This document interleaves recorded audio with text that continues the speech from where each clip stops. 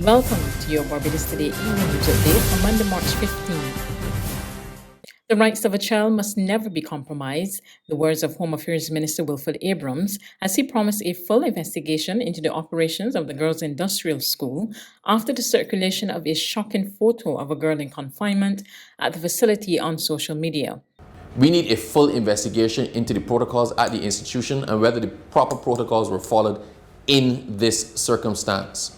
What concerns me is the fact that some member of staff or someone had access to and breached the privacy of that child to take a photograph or a video of a child in a vulnerable situation.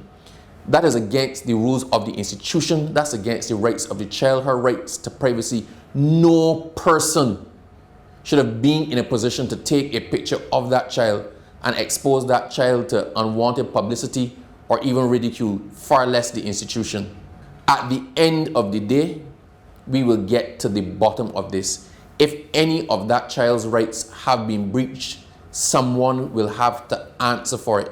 He said efforts are afoot to speed up the introduction of improved child protection legislation in Barbados. As recently as Friday, we had a full meeting with my ministry, the Child Care Board, the officials of the Government Industrial School, persons from UNICEF, and we were discussing the policies or the evolving policies in relation to child protection legislation in Barbados. We ended that meeting with an agreement to fast track that legislation as quickly as possible. The policy should come before Cabinet very shortly, and the legislation should be pushed through in the shortest possible time. In other news, an 88-year-old man lost his fight to COVID-19, bringing the island's death toll from the virus to 38. The man, who had underlying medical conditions, was at the Harrison Point Isolation Facility for 18 days. Meanwhile, 21 new positive cases, 10 women and 11 men, were recorded on Sunday from among 237 tests conducted by the Besta Santos Public Health Laboratory. 41 people recovered from the viral illness, and active cases now stand at 189. Overall, there are 3,442 confirmed cases and 3,215 persons have recovered. As of Sunday, 52,290 persons have been vaccinated. Against the backdrop of a decline in economic activity of $1.5 million, Small Business, Energy and Entrepreneurship Minister Carrie Simmons says government is intent on stimulating economic activity, and the island's micro, small and medium-sized enterprises will receive more help this year to rebuild their operations hard hit by the fallout from the COVID-19 pandemic. Simmons gave this assurance as he led off the estimates debate this morning. The island's vendors will be among those benefiting from this new trust. The minister not only announced a new vending bill, but said several vending zones will be set up. The reality is, ma'am, that we have to transform the reality of how our vending community exists and to bring them into the 21st century with all the modern amenities of the 21st century. And so therefore we have begun the process of identifying places along the highway where we will, given the limitations of the public purse at this time, be in a situation to start to create zones which would be easy in terms of access, because vehicles will be able to pull off of the main highway, go into an artery which perhaps runs parallel to the highway. You will have an area specially designed so that you have stalls, you have lighting, you have running water, you have bathroom facilities. Opposition leader Bishop Joseph Atherley expressed concern that wealth was concentrated in the hands of a few, and government must seek to change this. Government policy must be driven as a priority by a need to redress that situation and to create such space, not only for vendors but for others, other small and medium-sized enterprises, that they may grow and that we may move away from that history, which is ours, unfortunately so, of people with connections to the political class, a phrase which I don't like, people with connections to the various administrations over time can have their wishes and aspirations satisfied to the detriment of people of smaller interests in this country. The Ministry of Energy is expected to get its oil exploration program back on track this year. Back in January 2020, Barbados awarded licenses to Australian oil and gas exploration company BHP to explore two blocks, Carlisle Bay and Bimshire.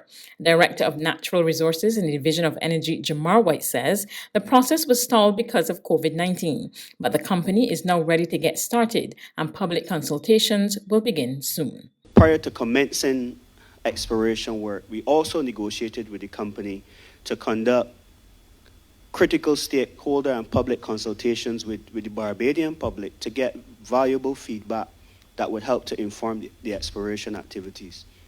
We would appreciate that offshore oil and gas exploration is not something that's very well known in Barbados. We hear about it in our neighboring countries in Guyana, Trinidad, but in seeking to start this new exploration, we felt it necessary for the company to sit down with Barbadians and get feedback in terms of how they feel about offshore oil and gas exploration, answer some of their concerns, let them outline some of their queries, and maybe provide feedback that would help to improve the collaboration with the company and the way the company communicates with Barbadians.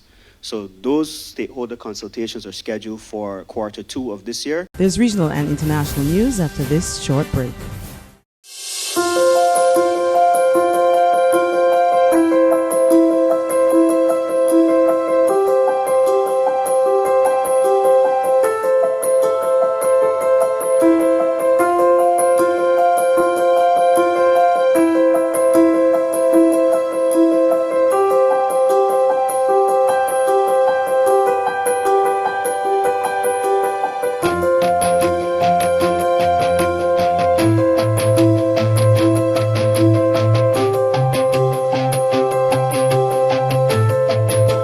Barbados Today, news you can trust. To regional developments, there's no black market for the COVID-19 vaccine in Jamaica. That's the word from Health Minister Dr. Christopher Tufton, who made it clear that the Ministry of Health is the only designated authority to manage and distribute vaccines. I have no information, and when I check with the authorities, they have no information. As far as they are concerned, the integrity of the product and the inventory and management is intact. We asked the minister if he was aware of any private entity procuring and selling vaccines locally. Absolutely not. I would be more surprised if that were the case. And I would want to use this occasion to say to people, be careful of who comes with these kind of offers, because one of the things that you're going to find, again, in keeping with this principle of high demand and low supply, is that you're going to find people who will attempt to manipulate the process for profit. And any private individual who comes to you to offer vaccines, I'd be very wary. You would never know what's in that vial or in that syringe. As far as we know, the Ministry of Health is the only entity that has gotten vaccines. Further afield, a leading expert says regular booster vaccines against the novel coronavirus will be needed because of mutations that make it more transmissible and better able to evade human immunity. More in this report from Reuters Television. It's been described as a game of cat and mouse. The novel coronavirus mutates around once every 2 weeks, and as a result, regular booster vaccines to fight it are very much a part of our future. Sharon Peacock, who heads COVID-19 Genomics UK, has sequenced half of all the novel coronavirus genomes so far mapped globally. She says international cooperation is essential in the battle against it. It mutates slower than influenza or HIV, but enough to require tweaks to vaccines.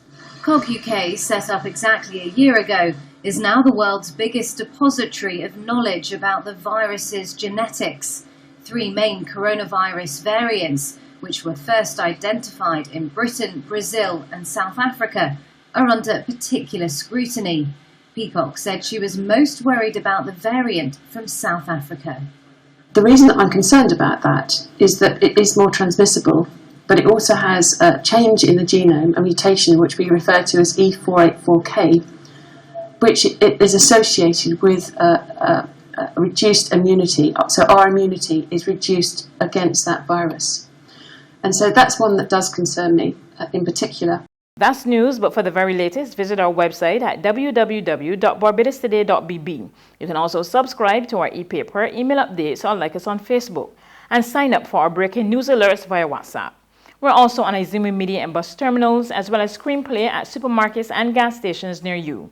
You can also hear us on Mix 96.9 FM and Capital Media HD 99.3 FM.